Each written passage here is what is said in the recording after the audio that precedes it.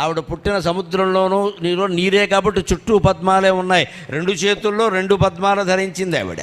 అంచేత పద్మ అంటారు ఆవిడ. పద్మప్రియే, పద్మిని, పద్మహస్తే, పద్మాలయే, పద్మదళాయతాక్షి. ఆవిడ చేతులు పద్మాలు, ఆవిడ కళ్ళు పద్మాలు, ఆవిడ ముఖం కూడా పద్మమే. పద్మంలా ఉండడం అంటే ఏమిటి? కింద బురదే ఉంటుంది, బురదలోంచే పద్మం పుడుతుంది. కానీ పద్మానికి బురద అంటదు. మనం ఈ కుళ్ళుబోతు సమాజంలో ఉంటూ కూడా ఆ కుళ్ళు అంటకుండా జాగ్రత్త పడాలి. అది పద్మం అంటే. ఏం చేయాలి? పద్మం ఏం చేస్తుందో అదే చేయాలి. పద్మం ఏం చేసింది? బురదలోంచే పుట్టింది, బురదలో ఉండలేదు, పైకి ఎదిగింది.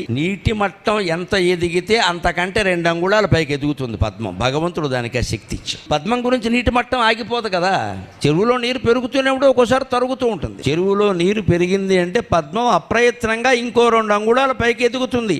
అంటే నీ జీవితంలో దుఃఖభారం సుఖభారం కూడా 2 పెరిగినప్పుడు నువ్వు అంతకంటే ఎత్తుగా ఎదుగు, అప్పుడు సుఖంగా ఉంటావు.